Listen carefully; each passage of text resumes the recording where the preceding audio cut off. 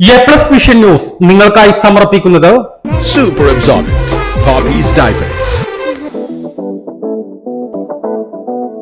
Shobhika weddings Kozhikode, Kanhangad, Koyilandy, Kuttiady, Nilambur. പരിചരണത്തിന്റെ 10 വർഷങ്ങൾ Eranad hospital and research centre, main road, Edakkara. Sree Vivekananda പഠന കേന്ദ്രം, പാലേമാട്, എടക്കര. ഫോർകോ കേര പ്രൊഡക്ഷൻ ഇന്റർനാഷണൽ യൂണിറ്റ്, മുസ്ലിം പള്ളിക്ക് സമീപം, ഇടിവണ്ണ. മഹാറാണി ഗ്രൂപ്പിന്റെ 33ാം വാർഷികാഘോഷത്തിന്റെ സന്തോഷവേളയിൽ ഓഗസ്റ്റ് 17 മുതൽ സെപ്റ്റംബർ 17 വരെ നീണ്ടുനിൽക്കുന്ന ഓഫറുകൾ.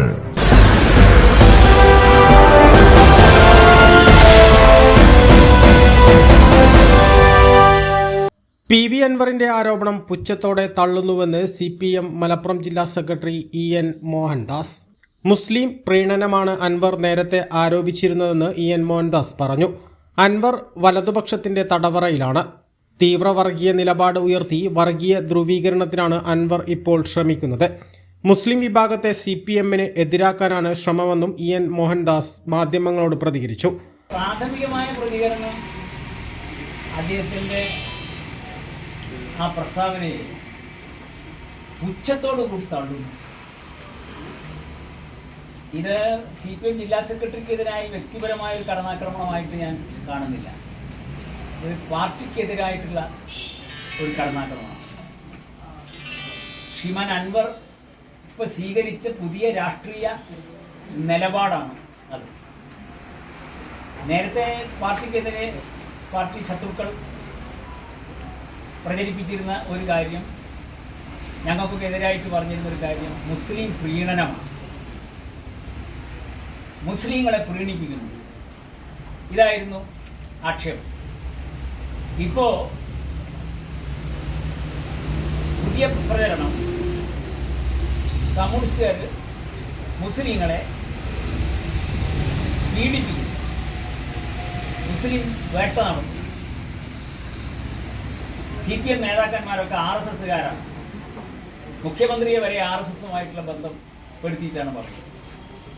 അപ്പോൾ ഈ RSSായി എന്നെ ചിത്രീകരിക്കുന്നതിൻ്റെ പിന്നിൽ ശ്രീമാൻ അൻവറുടെ അദ്ദേഹം ഇടതുപക്ഷ ജനാധിപത്യ മുന്നണിയുമായുള്ള ബന്ധം അവസാനിപ്പിച്ച് വലതുപക്ഷത്തിൻ്റെ തടവറയിലായി അദ്ദേഹം സ്വീകരിച്ച പുതിയ രാഷ്ട്രീയ നിലപാട് ആണ് അദ്ദേഹത്തിൻ്റെ ഈ പ്രസ്താവനയിൽ പ്രതിഫലിക്കുന്നത്.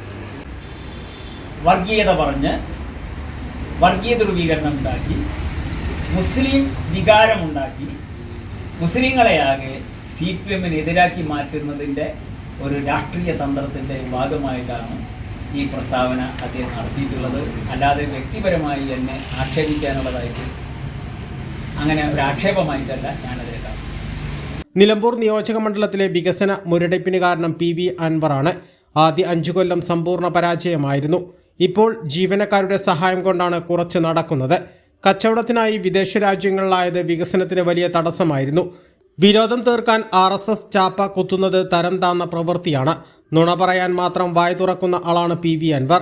ആരുടെയും നിസ്കാരം തടഞ്ഞിട്ടില്ല, നമസ്കാരത്തെ ബഹുമാനിച്ചിട്ടേയുള്ളൂ.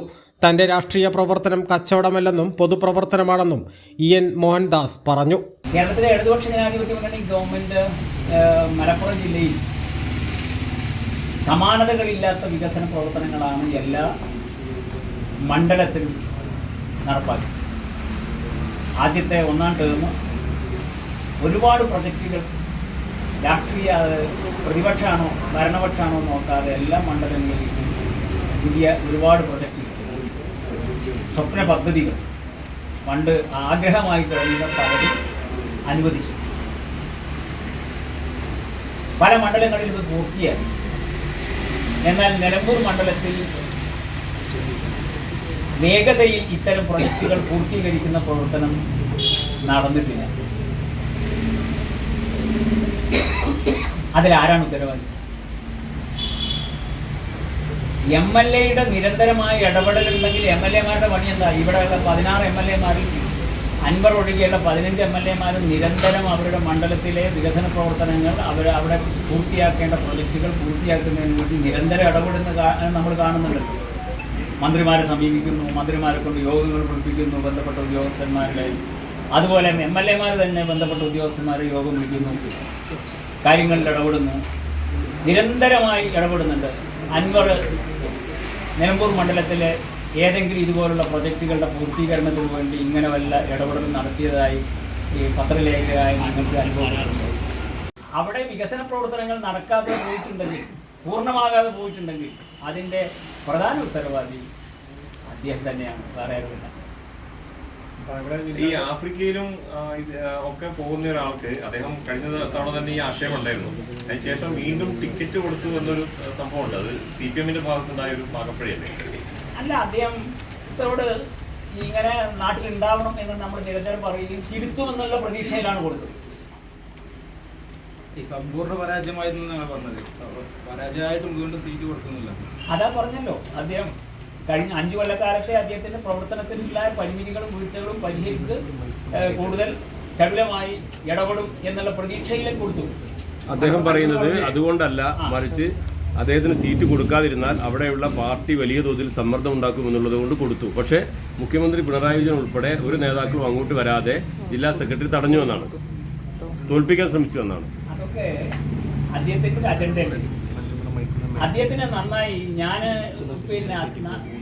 അദ്ദേഹം പാർട്ടിക്കെതിരെ നിരന്തരം പറഞ്ഞപ്പോൾ ഞങ്ങളാരും പ്രതികരിച്ചിട്ടില്ല. ഒരു സ്വതന്ത്രം എന്നുള്ളൊരു അദ്ദേഹത്തിൻ്റെ സ്വാതന്ത്ര്യത്തെയൊക്കെ മാനിച്ച് അദ്ദേഹത്തോട് സൗമ്യമായി തിരുത്തണം, ഇത് ശരിയല്ല, ഇത് എതിരാളികൾക്ക് ആയുധം ഉണ്ടാക്കി കൊടുക്കരുത്, നിങ്ങളുടെ തെളിവുകളും നിങ്ങളുടെ ആക്ഷേപങ്ങളൊക്കെ മുഖ്യമന്ത്രിക്ക് കൊടുക്കും, അതാണ് അദ്ദേഹത്തോട് പറഞ്ഞിരുന്നത്.